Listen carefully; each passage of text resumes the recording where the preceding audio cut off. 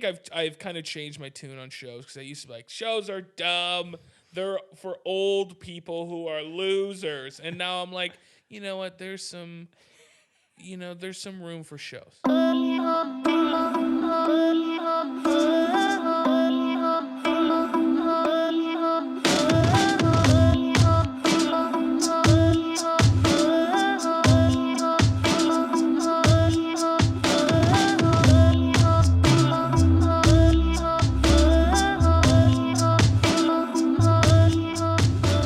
Yeah. Welcome everybody. Daddy's back, dude. Daddy's back. I took a week off yesterday. Let's. This is really hard work. People don't appreciate what I do, and it's hard to talk sometimes. Took a week off. I'm tired, dude. Last week was a very crazy, just a busy week. I played a show. Daddy got back on the horse. So I had like 2 rehearsals and then the show. And then I got on a plane like 5 hours later to New Orleans. And then flew back last night. Love me some New Orleans though. And Daddy is a little fatigued. Well, there's like a pilot shortage. So I had to jump on 2 planes just to fly to New Orleans. Like I left from Indianapolis and I flew to Detroit and then to New Orleans. Yep. Wrong direction.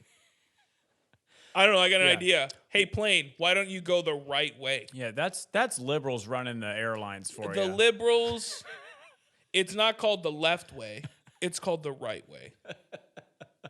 Damn liberals ruining our country. Gosh. Obamacare. Battery-powered planes. Oh my, yeah, good luck. It's because they're trying to just, let China take over the world. You know who manufactures all the minerals and products to make batteries? China. They're taking over, baby. But yeah, dude, last week was I'm tired. What do you want me to talk about first? The show or how'd the show go? Dude, the show is great. I have like my buddy, some buddies play with me, and we opened for a band called Flobots. Most people don't know who Flobots are until you start with, I can ride my bike with no handlebars. No handlebars, no handlebars. Everybody knew that song, dude. That was, when I was in high school, that was a huge song. Oh, yeah. And even, I think it's got like 80 million plays on Spotify, which is kind of crazy because when that song came out, I don't think Spotify was around. But yeah, it was pretty dope. And my booking philosophy right now is instead of doing like DIY shows of like, going to like Minneapolis and getting 2 bands to put a bill together.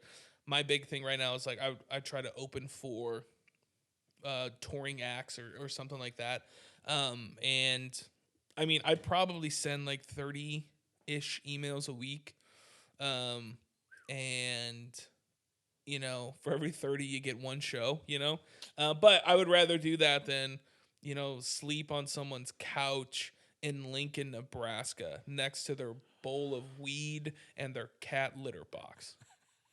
Why'd you have to remind me of that? Like, so that's just what it is. But dude, the show is great. The crowd, I think my demographic is like 25 to 40-year-old people. Cause like the crowd was great, dude. It's so nice to like a bunch of people. There was probably, I want to say like 200 people there, which is like a decent, Nice. That's a decent, Yeah. show. But a bunch of people were there for the opener, which was me. So it's really nice. They were super into it, dude. We had some like, it was one of those shows where so many things went wrong and I had a hard time enjoying it. Cause like, Flobot's bus broke down and I got there, I think 6:30 was my load in. and they weren't even there. So I think they got there like 30 minutes before doors. So it was kind of a cluster. But we pulled it off, and it's a little complicated because now I have an in-ear rack, so I want to make sure that the in-ears are working, and that the sound guys getting the tracks and stuff. But dude, it was great. I mean, I think the band that's played with me, we've played, I think this is our second show together, so we're getting like tighter and tighter. But it's fun. I didn't have a lot of room, which is probably good, because if I don't lose some weight, I'm gonna throw out my back. Like, I'm serious, dude. Like, I had like a little box. It was like 3 by 3, and that's as much as I can move. If I don't drop 50 pounds in a year, I'm gonna slip a disc. I'll probably just die. Welcome to the club. From cholesterol. I was like, did you almost throw up after this show, or did you keep it No, I didn't, because I think I've also with like the newer stuff's a little bit more technical, and it's like, I mean, it's a lot of tracks, so it's not as free, I guess. Mm-hmm. Like there's not as much like room for like can't be jumping chaos around. Or like improvisation or whatever, but. Dude, the show was great, man. It made me. I think I've kind of changed my tune on shows, because I used to be like, shows are dumb. They're for old people who are losers. And now I'm like, you know what? There's some room for shows. You know, I still think the DIY show is mostly a waste of time. Just like booking it with some band named Aluminum Butterfly in Wichita, Kansas, you know, and then they bring their like polyamorous throuple, and that's the crowd, you know, at the show. Like, I don't want to do those shows anymore. I want to spend time.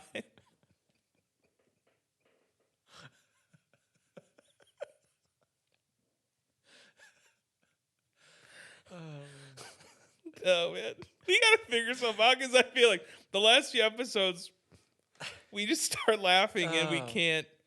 It's just those hyper specific little quips you got. It's just they get me. But yeah, I would rather spend my time emailing and trying to get on bigger shows. And I'm kind of bummed, because the Flobots was supposed to have a direct support for. I think they did like 5 or 6 shows. But then I think the direct support, like, I don't know if they just fell off, because that's the next goal.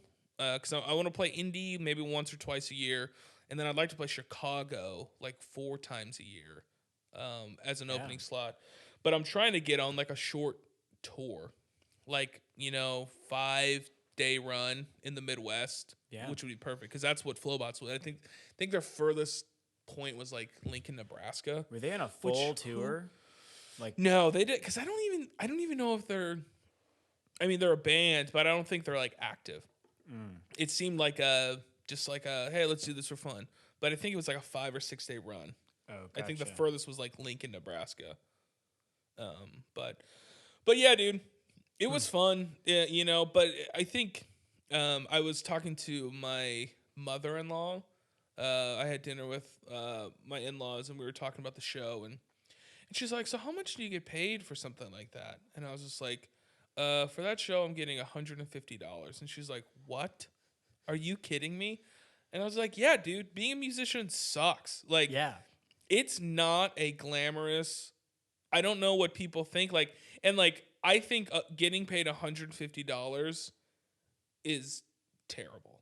Like, for a local show, that's not. I would say at least double that would be a fair wage, but that doesn't even compare to like a DIY show when you travel to, you know, wherever. You're getting free beer. You're getting free beer and maybe $20 for gas, because the other bands feel bad for you, you know, because they didn't bring anybody.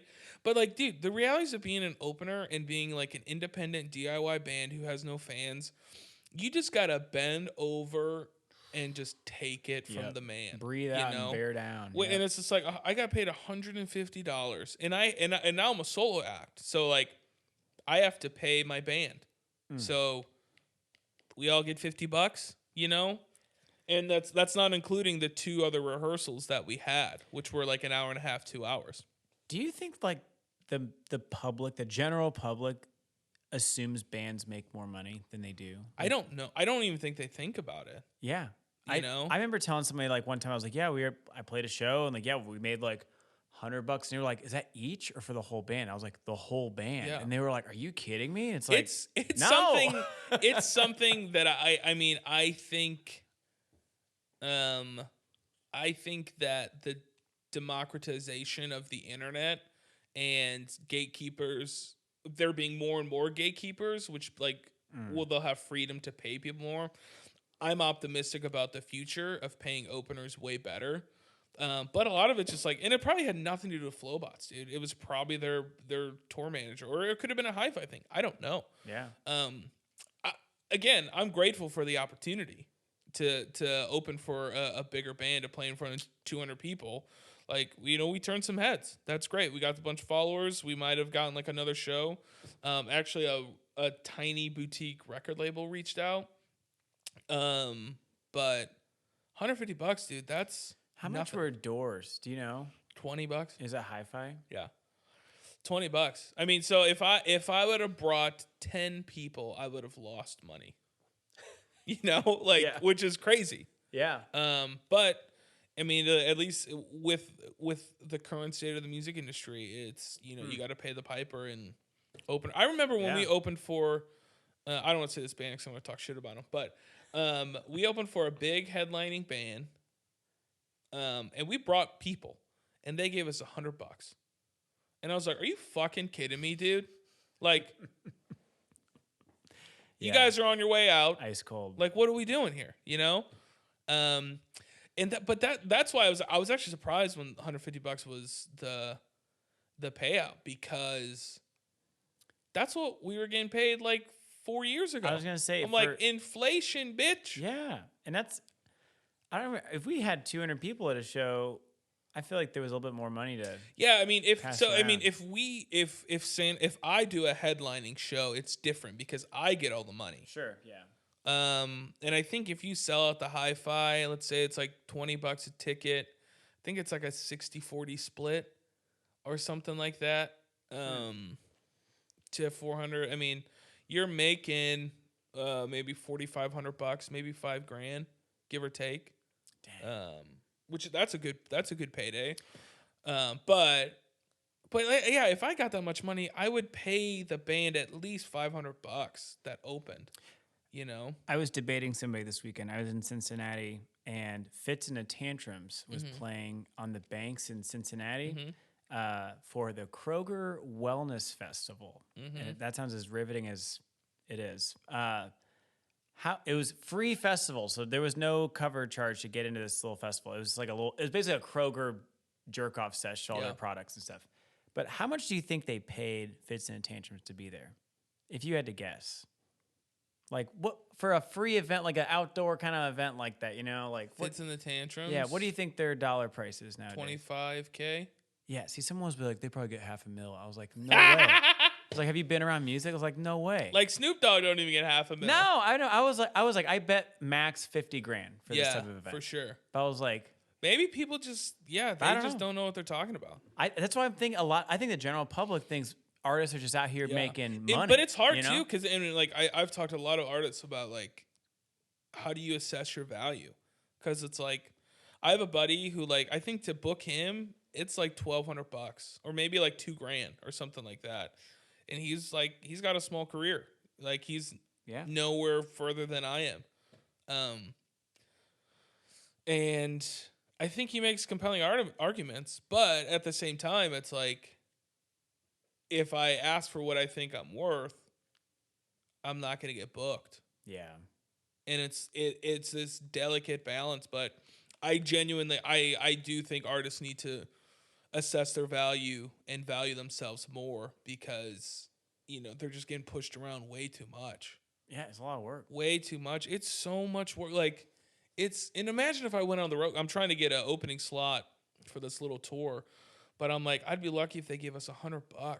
But it's like, gee, I can't. If I went on the road, I'd probably bring a drummer with me. and $100 a show. I mean, I'm going to be losing money. Like, I mean, Yeah, easy. You're going to, let's say you played 5 shows, that's $500. You're probably going to spend $250 in gas. Mm-hmm. And then maybe $150 in food. Sure. So that leaves you $100 for lodging. Yeah, there's you no know, way. so it's like you have to sell merch and stuff like that. But I just look forward to the day when, you know, more independent people like myself are doing headlining tours and they can bring on openers and like pay them, you know, decently. But I've had like friends bands who like opened for some stuff and I think they've gotten like $250 or $300 a show. That's decent, you know, like. But the challenge is like they're like a 4-piece, 5-piece band. Yep. That's when it's like you would think, you would hope, I would just hope if I ever do a headlining tour one day, I would hope to at least pay them $500 a show. Make it like worth their time, you know. But that's just the reality, dude. That's the reality of being a musician. And like I didn't feel I felt like such a loser when my mother-in-law was just like, "You only make that much for a show?" And I'm like, "Yeah, me, ma." Yeah, we're not getting Not getting paid dog shit, dude. Unless you want to get paid, start a cover band, dude. You'll get $2-3 a show. Yeah. Like you gotta sell your soul, but and you don't have to write anything, you know. Nobody can sell your soul, dude. You could do that. You could do a show a weekend, you know, and make a few grand, you know. But I don't know. I'm cursed all the time. I'm just like, dude, I wish I could just been an accountant. Why can't I just have like a boring, secure job? I'm a computer programmer, or just a garbage man. Not a garbage human, a garbage man. Yeah. But no, I have this thing. No, I want the world to hear my music. And the world probably won't. Freaking hippie. You know, and they'll probably hear it after I'm dead. And I'll be pissed. Your song's going to blow up the week after you go. Or like on my deathbed, I'm like, no. And I'm like, are you serious? Oh. And I'll just die, you know. But, okay, so show was great. Couldn't be more grateful. But then I think I got home at like 1 a.m. and then I woke up at 4 a.m. to catch like a 5:30 flight or maybe 6 a.m. flight to New Orleans. So I was tired. Have you been to New Orleans? Oh, I love me some Nolans. Yes. I have mixed feelings about it. Oh. But the food, fantastic. There is no place in the United States like New Orleans food, like Cajun Creole. I love Cajun Creole. It's food. like favorite type of food. It's its own thing. Yep. And you can't. I mean, you can replicate it, I guess, but like, it's unreal. The people there, awesome. They're absolutely incredible. I can't understand them, but they're awesome. You know. Hey, man, you got a shrimp ball, man. Yeah. Hey, do you want one in boudin ball? This is the mac and cheese, okay? What are we like? What are we doing? Are we speaking English? Are you gonna rob me? Or are you gonna take English. me to dinner? Speak English. You know, it's like, damn, dude. But it is fucking hot there, dude. Oh. I thought you were a real problem. It was September. It was the end of September, and it was 95 degrees and humid. Yeah. It felt like I was walking through Satan's ball sack, dude. It was hot, it was sticky, and it smelled like shit. Yeah. That city smells like dog shit. Like, what? I don't understand. Like, can we get like just throw out some air fresheners or like just like Dawn dish soap around? What's going on? If people are drinking all day, it's probably vomit. Yeah, and it's like, but I understand why the city floods because everyone's sweating their balls off, dude. It's not rain. It's not the hurricane. It's like fat people sweating their tits off. That's why New Orleans floods every single year. Gosh darn it, can they boil shrimp down there? Oh, they can, dude. But like, I'm not even kidding you. I showered twice a day because we would go out in the morning, like grab coffee, then get breakfast or whatever, and then just like kind of walk around, maybe grab lunch, and then for fear of heat stroke, was like, let's just go back to the hotel. And then I was just like dripping in sweat, so I had a shower and then just chill at the hotel, and then we go out again, and then I have to shower before bed again. Ooh. It's wild, but I went to Cafe Du Monde, which is beignets are amazing. Yeah. And it's one of the few tourist traps that actually like lives up to the hype. Yeah, it pays off. Because normally it's just like, oh, it's like this big tourist thing, and it's like, this isn't good. This is just like sensationalized, you know? What time did you go? Was it like the middle of the day or the night? Like me and Holly had to go like I think we went at like 10 a.m. Oh, we went at like 9:30 p.m. or something. But it was great, dude. It's like we went to two different ones. We went to Cafe Du Monde and then Cafe Beignet. Cafe Du Monde by far is way better than Cafe Beignet because the dough tastes very similar. But Cafe Beignet is stingy on their fucking powdered sugar, dude. Like they were like, oh, "Would you like a beignet?" And they're like, "Yeah." And they're like, "There you go." And like Cafe Du Monde just like, here you go. And Cafe Du Monde is also $1 cheaper than, or roughly $1 cheaper. Cafe Du Monde by far is better than Cafe Beignet, like without a doubt. But I didn't go to Beignet, but I would agree. But it's a great city. I don't think I would want to live there. It's a fun place to visit. I didn't really do anything. I think it's just because it was hot. Like I was just trying to survive. Like you're in the heat, you're dripping in sweat, and I'm just like, I need water. I didn't pee the whole time. I drank 18 gallons of water, and I didn't pee once in New Orleans. Not till you got back on the plane to Detroit. Yeah, and then they were like, "Well, we don't have any water in Detroit, so you know." I'm just kidding. That's Flint. Flint still doesn't have water for some reason. But yeah, because I like me and my wife will travel. I love traveling, but every time I go to a city, I'm like, "Oh, let's live here. Yeah, this would be nice." New Orleans, no, it smells like dog shit, dude. It genuinely smells like, you know, the cast of Jersey Shore vomited for a month in the same spot. That's what New Orleans smells like. It's not good. But the food is fantastic. Anytime, yeah. Food's the bomb. When did you go? 2 years ago. Did you just go for fun? It was a week. During COVID? It was right before COVID. It was literally New Year's of 2019 into 2020 is when we went. Oh, okay. And was that it was probably like nice that time of year, It was pretty nice. Yeah, it was not hot as balls. But we the only blunder that happened to us is we were going to go to a jazz show. I can't remember the theater now, but we got back from eating and drinking all day. We're like, well, let's just take like a quick power nap for like 30 minutes. And we fell asleep for like 6 hours. Yep. Woke up at like 9 p.m. Whoop. Totally missed it. I think if like me and my wife aren't big drinkers. So like if I was a big drinker, maybe, but I don't know. Maybe it'd be worth it, but I'd probably go back just to eat some. I think some food. We were like day drinking like 2 or 3 out of the 5 days we were there. We were just like, it's 11 a.m. Let's have a cocktail. Why not? But but it's just like with how hot it was and how humid it was, the last thing I wanted to do is be like tipsy or drunk. Yeah, it's no fun when it's hot like that. Ugh. We did a haunted tour though. That sound like an old freaking man right now, but it was haunted tour. I loved like it. The voodoo stuff. Yeah, like we walked around. What happened? Do you know how it got all voodoo-y?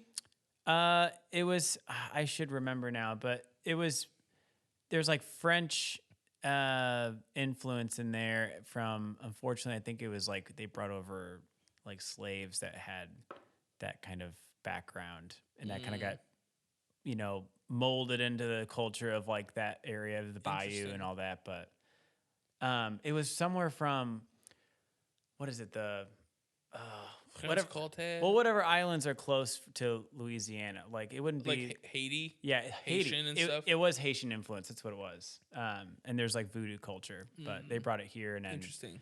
yeah.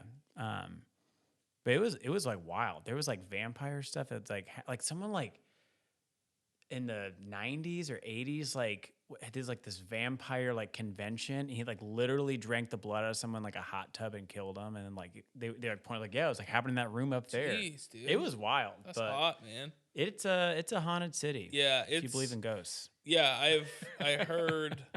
Yeah, I think what someone was saying is like there was like a dark energy when I was there, but I didn't feel that. I just heard when the Saints go marching in, I'm like, but I think it also ignited because I'm such a foodie, but I'm like I want to start a food blog, or just I love reviewing food. Yeah. I love writing. I don't do it as much, but I just love I think the dream for like food stuff is like I can get big enough to where I just eat for free.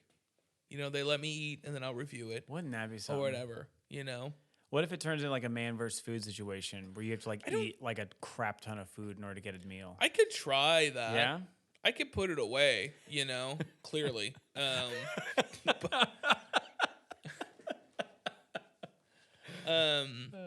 Yeah, I don't know. I think you'd be a good food reviewer. It would be fun, but I was taking pictures of the food and like writing stuff. I'm like, oh, this is a lot of fun.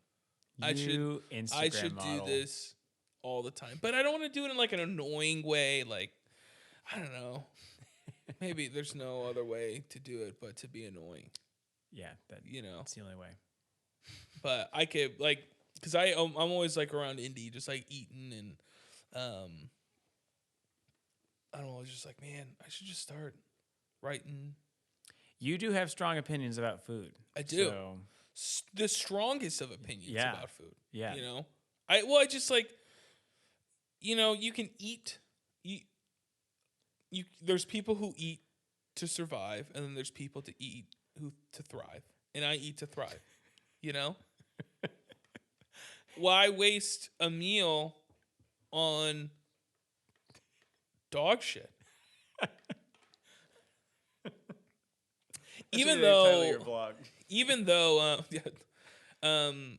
I do have a special place in my heart for shitty food. Like I love shitty food. Like what do you mean? Like gas station tornadoes, dude. Daddy likey. Little Caesars pizza. Yes. Ooh, store-bought sushi, Come on. Like I will basically gas station food. I could if it wouldn't, give me heart disease in a year and a half, I would eat gas station food. Dude, like tinfoil cheeseburgers and like chicken patties, like I will rock those all the time. The hot dog that's been rolling for a week and a half. Yes. I'm just like, do you know how much flavor built up in that thing?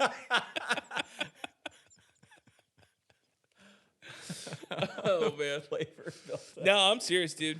I have like a list of restaurants to eat in, like even Indy, because Indy's grown a lot in their food.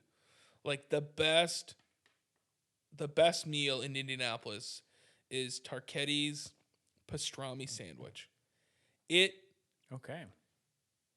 will knock your fucking dick off, dude. It is a spiritual experience. If you are far from God or don't believe in God, eat Tarketti's pastrami sandwich and you'll be like, huh, maybe there is a God. Like, it's that good. I'm so hungry right now. I have like a list of restaurants. But yeah, I'll probably just start blogging and taking photos with them. But I'll pick it up with my cleavage. I'll just like pick up the sandwich and Jesus Christ. Just get a big old mayonnaise in there and just slop it around. That's funny. Jeez. Oh man, that's a good place to end it. Thanks for listening, everybody. We should have a song out soon, a remix. So look out for that. Thanks for listening. Toodles and